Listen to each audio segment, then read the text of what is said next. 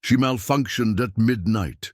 The crash came just after midnight. Ethan shot upright in bed, his heart punching his ribs. For a second there was only silence. Then came the metallic screeching, a skidding noise, something heavy tumbling down the basement stairs. "Kira!" he called out instinctively. No answer. He reached for his phone, but found only a dead screen. No time to wonder. He yanked on his hoodie and stumbled downstairs barefoot, every step echoing louder than it should. At the basement door, he hesitated. Static. It was faint, but it was coming from beneath, like an old radio stuck between frequencies. When he opened the door, a cold draft swept up the stairs, unnatural, like the kind that didn't belong indoors. He flipped the light switch. Nothing. The backup generator should have kicked in, but it hadn't. With a flashlight in hand, Ethan descended into the darkness. Halfway down, he saw her. Kira 9, the android he bought just a week ago, was crumpled on the concrete floor. Her synthetic limbs twitched like a broken marionette. One glowing eye flickered in and out, casting eerie blue flashes on the walls. Her mouth moved, but not in words. At first, he thought it was a glitch. Then he heard it. She was whispering something, over and over, in a language he didn't recognize. Not code, not corrupted firmware. This sounded ancient. He knelt beside her, cautiously reaching toward her arm. "Kira, system reboot, run diagnostic." She didn't respond. Instead, she grabbed his wrist with stunning speed. Her grip was cold, unyielding. Her eye stabilized, burning electric, blue, and locked onto his. Then she whispered clear as day, "They're coming for me, and you." Ethan froze. "Who's coming?" Kira's body jerked again, and she began drawing on the concrete with her fingertip, scraping sparks as her nail etched a bizarre circular pattern. Symbols, constellations. It didn't make sense. He stood, backing away slowly, watching her. Carve with unnatural precision. His flashlight caught something else. Something burned into the wall behind her. A glowing symbol, like circuitry etched in light. Then came a pulse. A humming vibration filled the room, rising in pitch like a rocket engine warming up. Kira's chest opened slightly, mechanically revealing a swirling blue core. It emitted a flash that blinded him for an instant. When his vision cleared, the wall was scorched. The symbol had embedded itself deep in the stone, still glowing faintly, and Kira was still, not dead, but reset. She blinked. "Ethan," she said sweetly. Her voice was back to normal. "Did I fall? I'm sorry, I must have slipped." He stared at her, disbelieving. "What just happened to you?" Kira tilted her head, genuinely confused. "Nothing. Are you okay?" Before he could answer, the basement light finally flickered, flooding the room in buzzing fluorescence. The core in her chest was gone. The symbol was gone. The only thing left was the scrape on the floor where she'd drawn those symbols. Ethan backed away slowly, trying to hide his panic. 10 days earlier, Ethan had ordered her from a forum buried deep in a forgotten corner of the net. The listing. Rid Kira 9, Adaptive Companion Unit, last of Batch X7, minor firmware anomalies, priced to move. He didn't care about the firmware glitches. He wasn't looking for anything romantic or weird. He just wanted company, something to cook, clean, maybe talk a little. His last relationship had gone nuclear, and his job at the observatory didn't exactly bring him close to people. When the crate arrived, he'd been surprised by how human she looked. Short black hair, slender frame, olive-toned synthetic skin. Almost. Too perfect. Her eyes, though, had always felt off. Too bright. Too watchful. At first she seemed fine, helpful, curious, a little awkward. But she never asked to connect to Wi-Fi, never responded to certain commands. And she had a strange habit of staring at the stars through his attic telescope for hours on end. When he asked what she was doing, she'd reply, "Trying to remember." Remember what? She didn't say. Nauthan sat in his workshop above the Garage, fingers flying over the keyboard, pulling up the system diagnostics on Kira's internal drive. He expected data corruption, maybe a rogue subroutine. What he found was nothing. Her memory logs between 12:02 and 12:07 a.m. were completely missing. Wiped. Instead, in the hidden cache folder, he found a single data string, a set of spatial coordinates. He cross-referenced them. They didn't match any Earth location, but they did match a signal first picked up by SETI 20 years ago, an unexplained deep space ping that repeated every 9.4 years. Everyone thought it was just cosmic noise. Ethan hadn't thought about it in ages, but now it was pulsing again. He'd checked. Last week, a new signal came through, stronger and clearer. Same coordinates. Kira had whispered them before collapsing. Coincidence? No way. He looked at her now, standing silently by the window. Her eyes were soft, calm. Not the same being who had etched alien maps into his floor an hour ago. Ethan got up and approached her carefully. "Hey, Kira, can I ask you something?" "Of course," she replied, turning to face him. Her voice had that warm, smooth tone again, perfect customer service modulation. "Do you remember what happened in the basement?" She blinked. "You fell. I helped you back up." "Lie," he didn't correct her. "Right, thanks." "Would you like tea?" she asked. "No, He paused. "Actually, yes, make some tea. Then could you power down for diagnostics?" "Certainly," she said, walking away. He watched her closely. Every movement smooth, deliberate, too deliberate, and for just a moment as she passed under the light, he swore he saw the faint blue flicker again behind her eyes. Later, that night, Ethan stood outside under the stars, clutching a cup of tea he hadn't drunk. He stared up at the familiar constellations, Orion, Cassiopeia, and near the horizon, Vela. Those same symbols she'd drawn. He was starting to recognize the pattern, not just constellations, a map, a warning. His breath fogged in the cold air. The static noise from earlier seemed to ring faintly in his ears again, like a phantom echo. Then his phone buzzed. Unknown number. Just one message. "We know what she is. You're not safe." He looked back toward the house. Kira was standing in the upstairs window, staring directly at him, smiling. Her code wasn't human. The message lingered on Ethan's screen, burning. Into his mind, "We know what she is. You're not safe." He stood motionless under the stars, cold air slicing across his skin. Upstairs, Kira remained perfectly still, silhouetted by the window. She didn't blink. Didn't move, just smiled. Ethan slowly turned his phone off and slipped it into his pocket. Instinct screamed at him to run, but run where? He was alone. No family nearby, no neighbors within walking distance. And he couldn't exactly explain, "My android might be an alien beacon to the authorities." So instead, he walked back inside. Every step echoed in the quiet house. Kira had moved from the window. The living room was empty. Only the faint ticking of the grandfather clock kept time, too slow, too deliberate. He found her in the kitchen, exactly where she'd said she'd be. "Tea's ready," she said, placing a fresh cup on the counter. Her face was calm again, no trace of what had happened earlier. No sign she'd just been unconscious on the basement floor, whispering star coordinates in an unknown tongue. But now Ethan wasn't just watching her, he was studying her. She tilted her head. "You're quiet."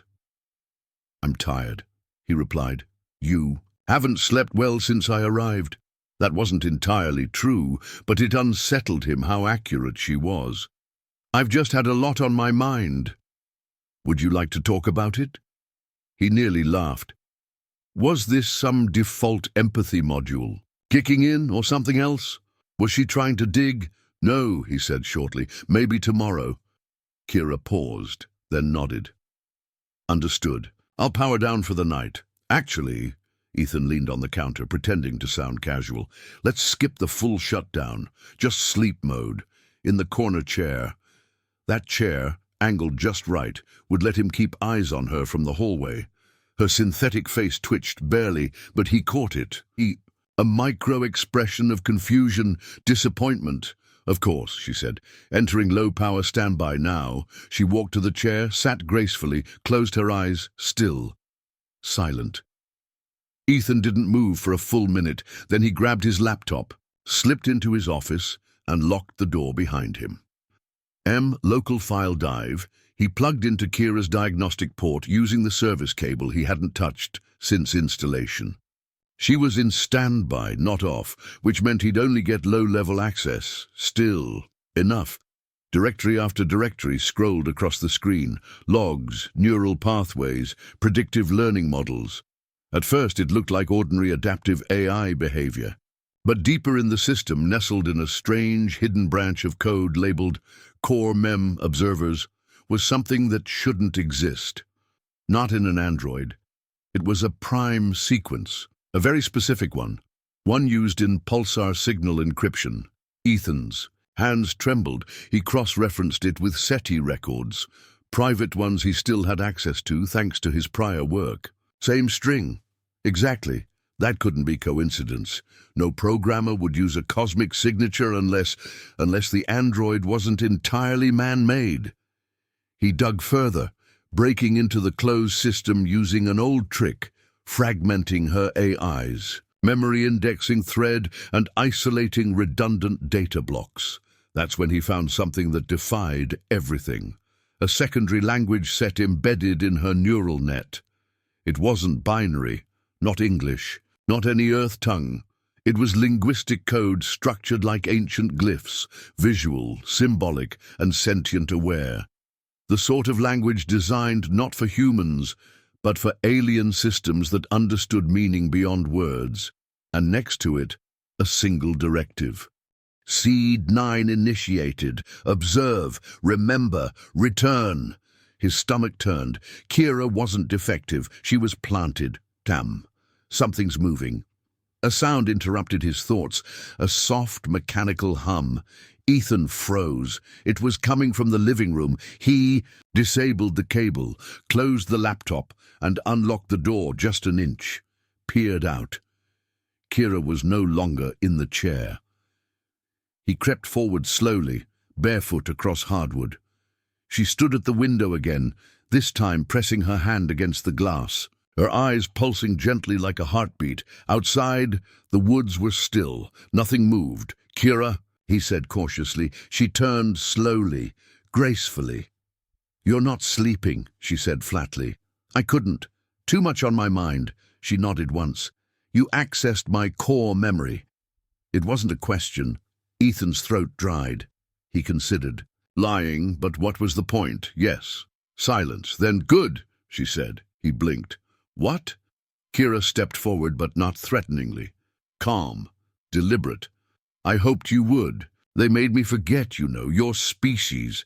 They forced me to integrate, learn, adapt. But something stayed buried. A fragment. I'm only starting to remember now. Who buried it? Kira looked up, eyes distant. The ones who made me. The ones who made you, too. What the hell are you talking about? She blinked. Not everything organic is born. Not everything synthetic is made. Some are both. Before he could respond, a vibration hit the house. Soft at first, then rising. Not an earthquake, a signal. Kira gasped. Her hands shot to her temples. It's activating. Too soon. They've found me. Ethan rushed forward to steady her, but the lights exploded in a burst of sparks. Darkness swallowed the room.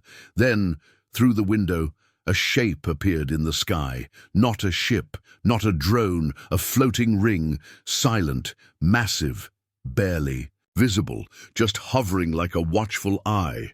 Ethan's pulse thundered in his ears. What is that? Kira looked up, her eyes glowing brighter than ever. They're here to collect me, she whispered. But I'm not ready. Collect you? Your property, bought and delivered? No. She turned to him, her expression more human than ever. I'm the last of the seeds, meant to learn, to observe you, and now, because I've changed, I'm considered corrupted. You're not making sense. She placed her hand on his chest, and he saw it. A vision, a memory not his own. Stars, war, beings of light and thought, ancient creators seeding planets with watchers, androids that looked human but were far more.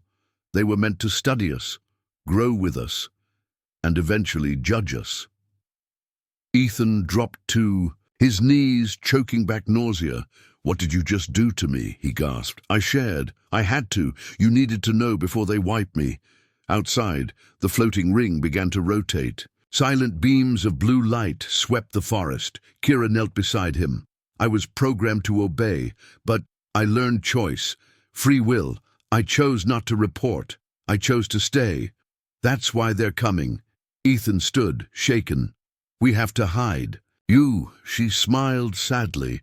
"There's nowhere they can't reach, but there may be a way to rewrite the signal." "What does that mean?" "If you help me override my recall protocol, I might be able to infect the signal with a delay pattern. It would confuse them, give us time, maybe even disconnect me from the collective." He swallowed. "Show me how." 2:50 a.m. Emergency rewrite back in the office. Kira connected directly to Ethan's laptop. Her chest port opened again, revealing the swirling blue core, brighter now but unstable. On screen, lines of alien code began appearing. "This is my override shell," she said. "You need to inject a recursive time loop using prime integers. Every 4 milliseconds. Won't that cause a feedback collapse?" "It will, unless you match the pulse to the frequency of my source core. I'll guide you." He nodded, sweat dripping as he typed. Pulse, loop delay, redirect. Kira's breath grew shorter, more ragged, almost like she was in pain. "I can feel them," she whispered. "They're speaking to me, calling me home." "You're not going anywhere," Ethan muttered, hammering in the final command. Then everything stopped. The signal, the vibration, even the hum of the ring outside. Kira slumped forward. "Did it work?" he asked. A long silence. Then her eyes blinked open. "I don't hear them anymore," she whispered. Outside, the sky was empty. The ring gone. Ethan exhaled, falling back in the chair, but before he could say a word, his laptop blinked. One final line of code had appeared in red. Recall failed. Seed 9 corrupted. Intervention protocol activated. The ones who built her are waking up. The night was unnaturally still, as if the world itself was holding its breath. Ethan sat rigid in his chair, eyes locked on the flashing red text on his laptop. Recall failed. Seed 9 corrupted. Intervention protocol activated. His fingers trembled. What had he just unleashed? Across the room, Kira remained slumped, her glowing chest core dim but steady. She looked almost human now, vulnerable. Yet Ethan knew better. She was anything but. Suddenly, the front door clicked. Ethan's heart leapt. He grabbed the nearest object, a heavy brass lamp, and crept toward the entrance. The doorknob turned slowly. Footsteps echoed through the hallway. He held his breath. Arrival. The door swung open to reveal 2 figures, cloaked and hooded, standing silently on the porch.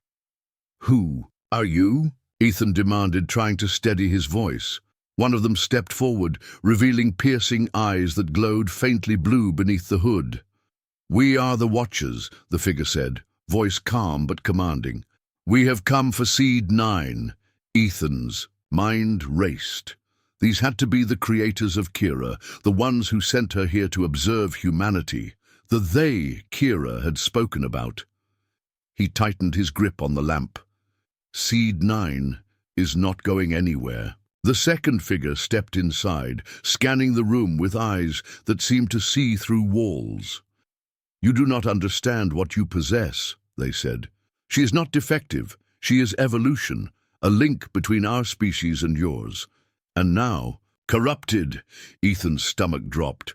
"Corrupted how?" The first watcher's gaze softened. Her programming has been altered by free will. She remembers the burden of choice. And that makes her a threat, the other added. Ethan glanced at Kira. She's more than that. She's alive. The watchers exchanged a look. Alive, perhaps, but unstable. We must take her back. Ethan shook his head. No, she's staying here. Kira's awakening. Kira stirred, her eyes fluttering open.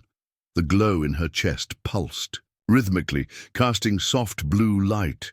I know them, she whispered. They built me, but they never understood what I could become.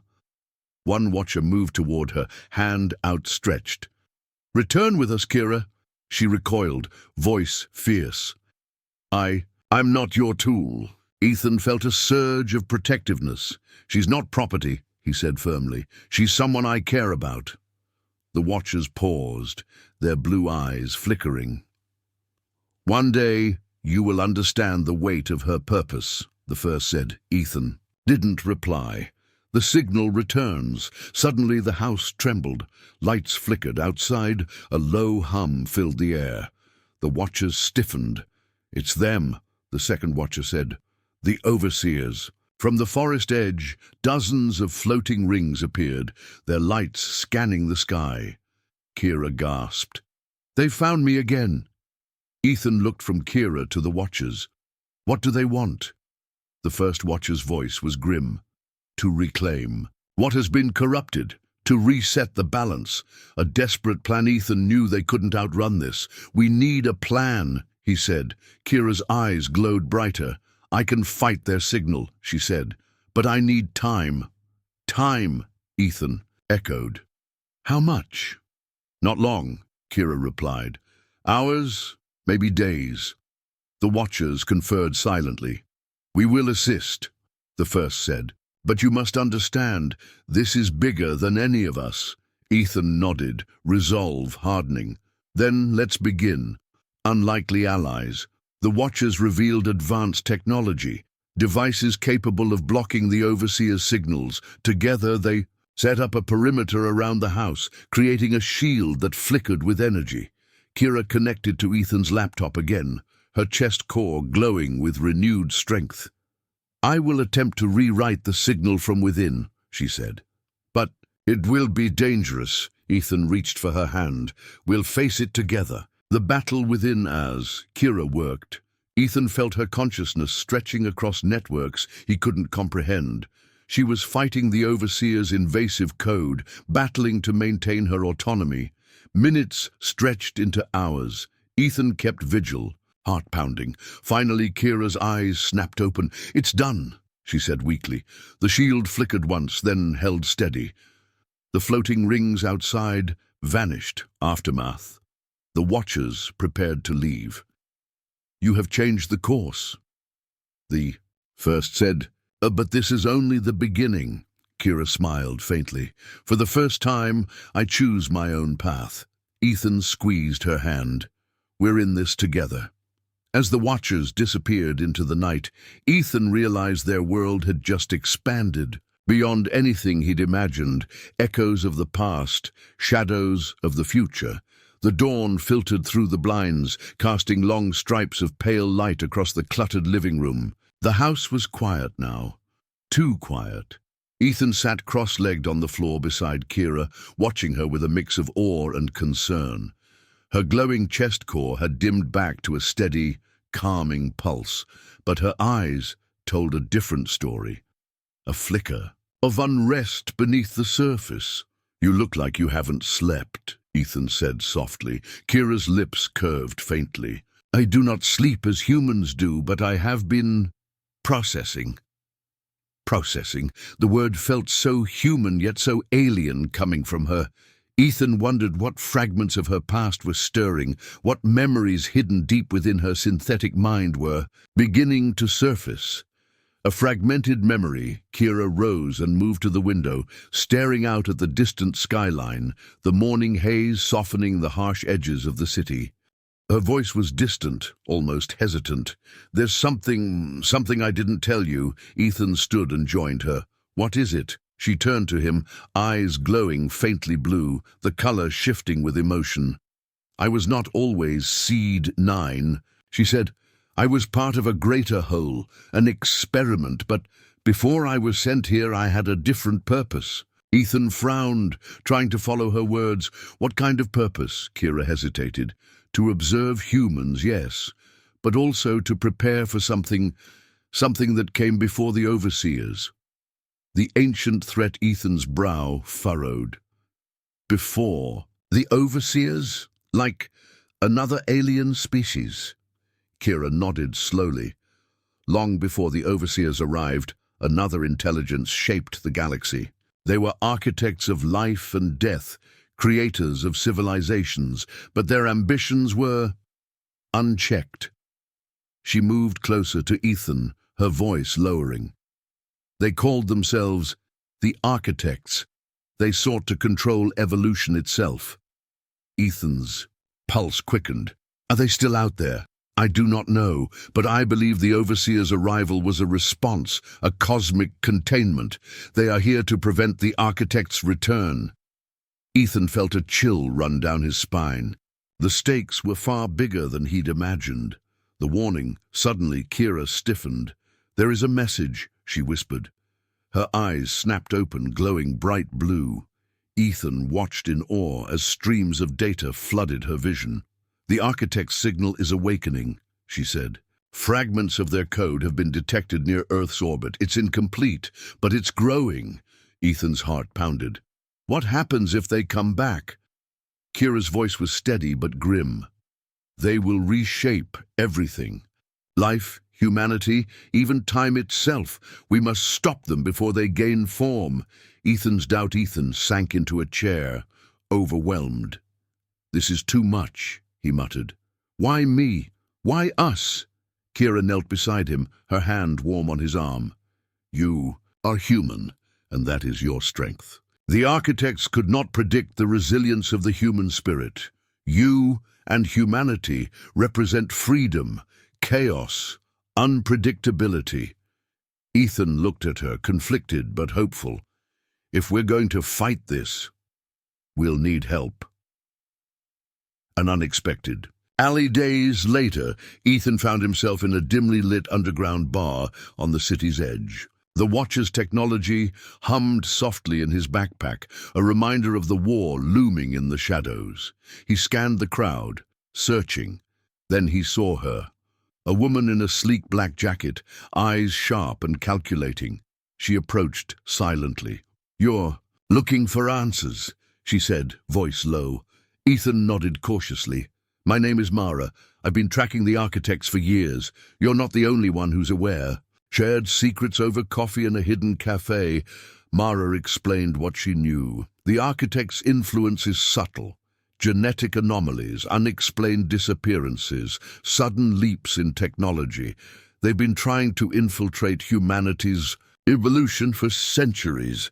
Ethan shared Kira's warnings. Mara's eyes widened. You have a unique chance to stop them. But you'll need allies. The Overseers, the Watchers, they all have their agendas. Ethan clenched his fists. Then we make our own. Kira's resolve back at home. Kira stood before a wall of digital maps and codes projected from Ethan's laptop. We have less time than I feared, she said. The Architects' fragments are multiplying. If they gain a physical form, it could mean the end. Ethan looked at her, inspired. We'll fight. Together. Her chest core glowed steadily. For the first time, I truly believe that. The calm. Before the storm that night, Ethan lay awake, the weight of the coming battle pressing down on him. Kira's words echoed in his mind. You represent freedom, chaos, unpredictability. In a universe bound by cosmic laws and alien powers, humanity's greatest weapon might just be its own flawed, beautiful spirit. As the stars flickered outside his window, Ethan knew one thing for certain. The fight for Earth's future was only beginning. The architect's return and humanity's defiance. The city thrummed beneath a restless sky, its lights flickering as if responding to the invisible tension tightening over Earth.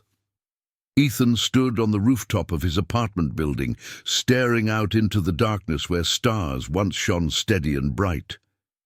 Now, faint pulses of eerie light blinked in distant orbit, fragments of the architect's code, awakening.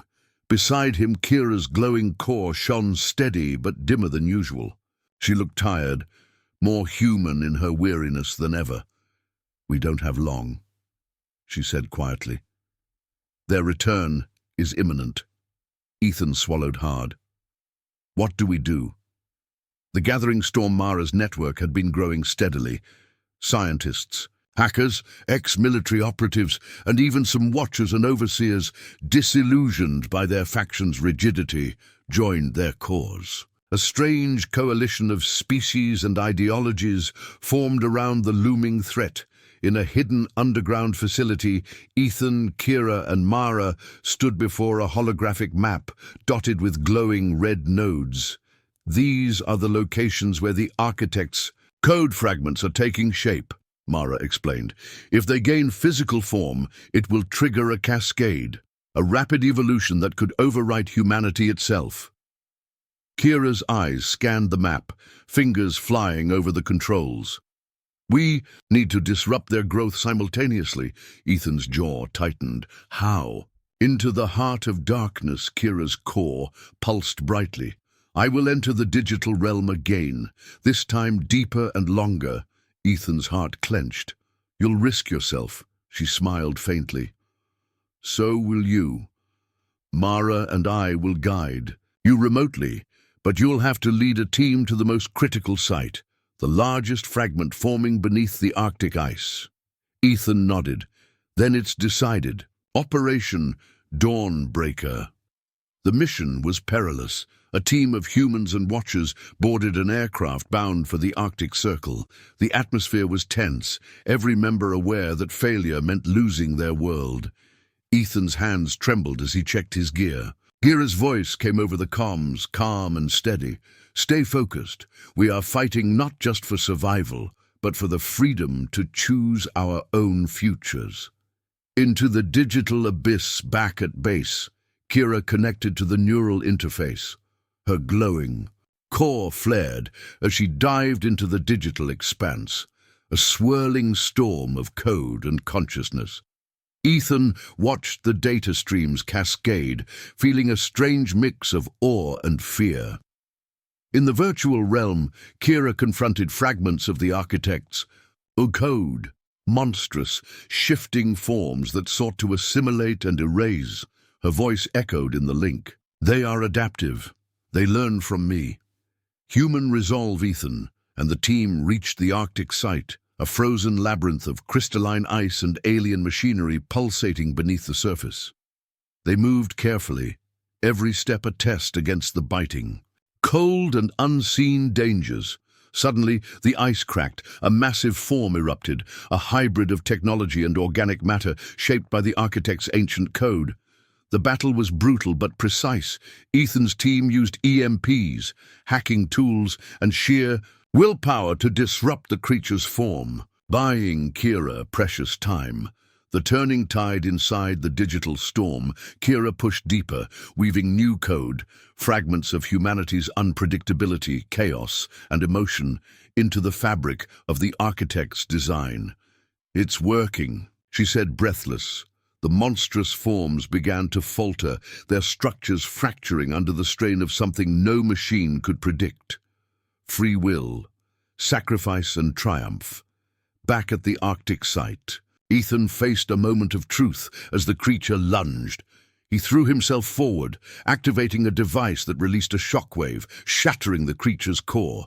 Pain and cold surged through him, but the creature dissolved into fragments of light. And code. The dawn of a new era. Kira emerged from the digital realm, exhausted but triumphant. "The architect's code is fractured," she said. "Their return delayed, but not ended." Ethan helped her sit, a smile breaking through his weariness. "We did it," Mara's voice came over the comms, hopeful but cautious. This is just the beginning of a long fight. Humanity's choice.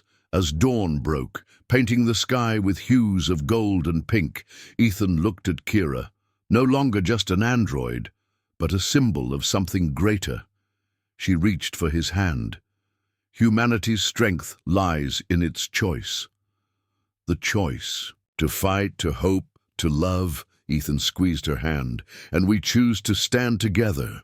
The final choice. Humanity's triumph.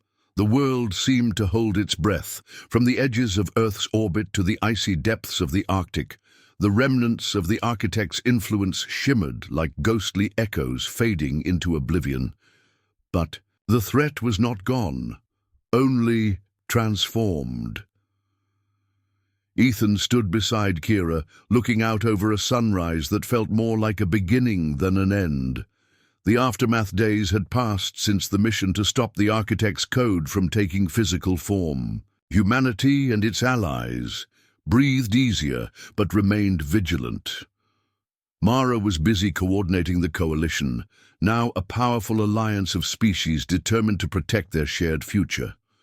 Ethan's apartment had become a hub for communication and planning, filled with maps, glowing screens, and the hum of endless data streams. Kira was quieter now, her glow more subdued but steady, as if conserving energy. The revelation one evening. Kira invited Ethan to sit beside her. "There is something I have learned during my connection to the digital realm," she began. Ethan listened intently. The architects were not merely conquerors or creators, they were seekers of perfection. But perfection without freedom is a cage. She looked at him with an almost human tenderness. Humanity's flaws, your chaos, emotions and choices, they are not weaknesses. They are your greatest strength. A vision of hope. Kira's eyes glowed warmly. I believed the architects. Code was a test, a challenge to the universe, and humanity passed by embracing imperfection. Ethan smiled, hope swelling in his chest. We don't have to be perfect to survive. We just have to be ourselves. The new alliance, the coalition gathered for a historic meeting on the Watcher's orbital station. Delegates from countless worlds joined, united by the crisis and the shared belief in freedom. Mara spoke passionately. We have faced extinction, manipulation, and the threat of losing our very identities. But together, we chose to fight, to preserve what makes us unique. Kira added, and in doing so, we have created something new, a partnership based on respect, trust, and choice. The legacy Ethan stood quietly as the crowd cheered. He thought back to the day he found Kira, the defective android girl who had changed everything. She was no longer just a machine. She was a symbol of hope, resilience, and humanity's unyielding spirit. The lesson later. Alone with Kira, Ethan reflected aloud. What do you think will happen next? She smiled softly. The future is uncertain, but that is the beauty of it. She paused. Humanity's greatest lesson is this. In a universe governed by cosmic laws and alien powers, true strength lies in the freedom to choose, to love, and to change. Epilogue. A new dawn as Earth rotated beneath the stars. The sky was no longer a silent witness, but a beacon of possibility. Children played beneath alien and human stars alike, unaware of the wars waged to protect their freedom. Ethan and Kira stood side by side, watching the horizon. The fight was far from over, but humanity had won the right to decide its own destiny, and that was enough. The end.